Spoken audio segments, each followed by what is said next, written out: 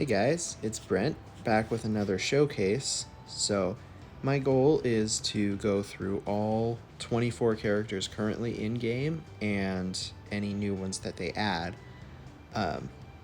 in no particular order. So, my next choice might be surprising, but it is Ojiro. So, if you've been playing the game for a while, I think we all kind of know that Ojiro is not the best character. He's very lackluster, to be honest, but I think he's a lot of fun. And I recently went through all my hero ratings to do to get everyone above 50, and in doing so, I had to learn how to play Ojiro, decently well. So I wanted to share that, and hopefully you guys can have some fun with him. If not, at least you can get some hero ratings, because he is a free-to-play character that, you'll eventually pull on the 1A banner. So he's a good way to get some of those stars. So without further ado, let's start taking a look at Ojiro. We'll start with his skills. So, I'm not going to necessarily read through every skill, but the key parts here are his quirk skill opens up Martial Realm, which we can see pictures here give these 5 little stats under his battle spirit. So based on which skill you use, you get different colored kind of crystals, and based on what combination you do, you get different buffs. So for example, Q plus Flex plus Q gives you an increase of 25% attack. I'm fairly confident that that Flex means it can be any color. It is a little bit confusing because there is actually a color, yellow, called Flex, but I don't think it has to be that one. But yeah, anyway, you get those crystals and you build up your martial points. Now, the trick with Ojiro is, if you look at his skills, going into Martial Realm is what makes the enhanced versions, but this flip kick here, 15-second cooldown. His Tailspin Gale, 10-second cooldown. So his cooldowns are really long, and that is not suitable for dealing damage quickly. So you want to make sure you don't ever have to face a cooldown. So his quirk skill also gives him extra morale, which I believe morale and battle spirit are the same thing. They're used interchangeably, it looks like. So while he's in Martial Realm, that goes up faster. To take a look at his higher skills, he has a chance to gain a bonus when Martial Realm ends. This one is good. This improves the duration of Martial Realm. And really, his damage comes from being in Martial Realm, so you want to have that activated as much as possible. This one increases crit rate. This just increases R, so honestly, Triple S doesn't seem that enticing to me, but Triple S Plus increases damage a lot. Each time morale is consumed, you're consuming a lot of morale. It doesn't stack, but theoretically it's going to be kind of a permanent buff. So those are his skills. Let's go quickly into training so that I can show you them. So when you're fighting, you've got this dash, a tail swipe combo, and a spin attack. So those are his base skills. They're fine. Right now I have 5 battle spirit. That is the highest it can get. But since I have more than 3, you can see that Q and W are glowing. So if I use Q, it refreshes I mean, immediately, it does have like a second cooldown, but it negates the 7 seconds I get if I use it without that. W, same thing, 8 seconds, right? That becomes really important when I go into Martial Realm. So here are my gems. So what I like to do here is get up some Battle Spirit, and then this is kind of my combo. Q. Oh, I accidentally used Flex. That's okay. So I like to do Q, Flex or E, Q, W, Q. And that's because my favorite thing to do is get the damage buff. Anyway, you can deactivate Martial Realm. That will recharge it. That might be useful in agency assessment sometimes if you're running, you're not fighting, and you just want to recharge it. We can also, actually, I'll test something.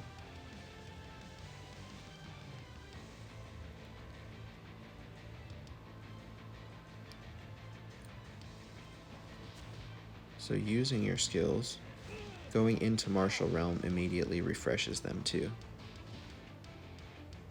So here we have a new attack for each.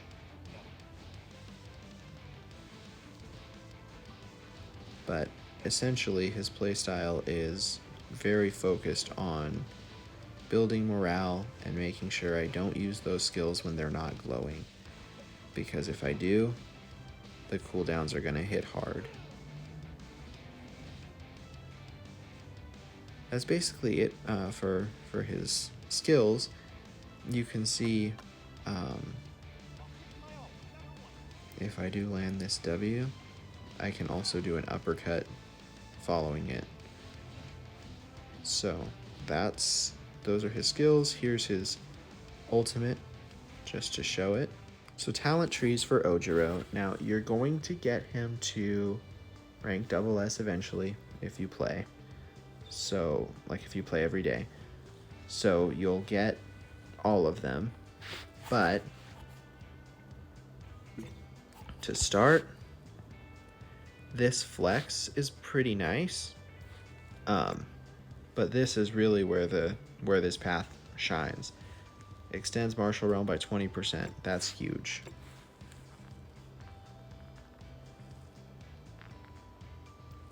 This is just going to improve your ultimate energy. The bottom right is your top priority, at least to this halfway point. And then top left, because this one revolves around taking damage, which I don't really want to do. So that's kind of the talent trees I would go for with Ojiro. His chips are pretty standard. You want power and offensive stats. So this one's decent. This one's not great, but it's fine. So, yep, just his specific stat and anything offensive. Support cards are kind of tough with Ojiro because they vary so much, but I did like having some crit on him. So cold shot and kendo. Penetration's always solid, so game start. I would probably put some shield, or as an option, just because you're always up close. But two of my favorite cards for Ojiro are Mustard. It increases skill damage and stacks with using skills, and Ojiro's constantly refreshing and using skills. And Ectoplasm, which is more focused on normal attack, but he's constantly filling in the gaps with normal attack. Ojiro is probably one of the quickest attackers. I mean, setting Ida aside, of course. So he's landing a lot of hits. So that gives those types of cards a lot of chances to activate.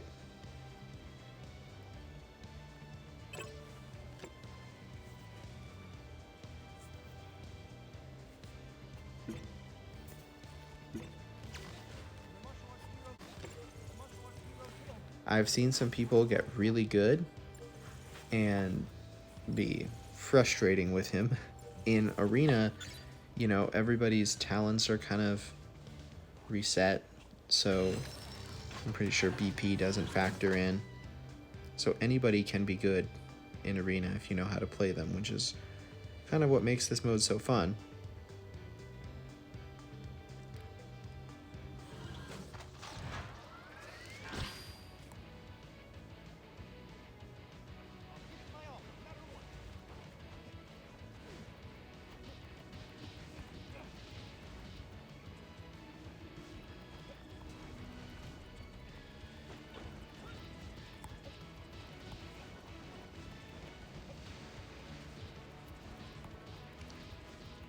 So as you saw, you can use that E to close the gap.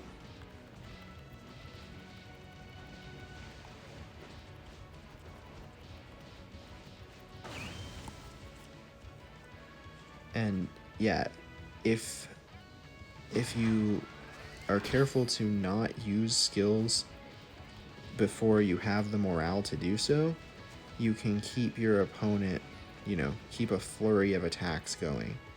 And that's kind of what makes Ojiro formidable.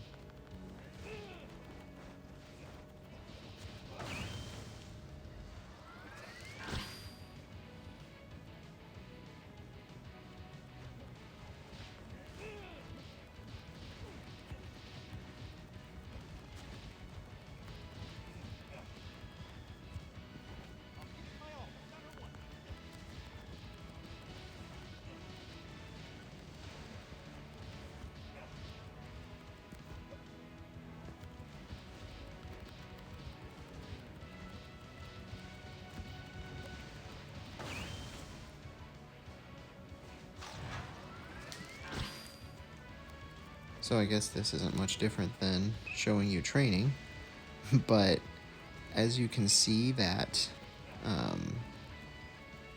when I do a combo of 4, that yellow flex martial talent doesn't show up. That's because that is a talent tree, so it doesn't happen in arena. So I only have skills to use to build those up in arena. Which honestly is fine. Usually I don't do a 4 combo without using a skill anyway. But it just is one difference.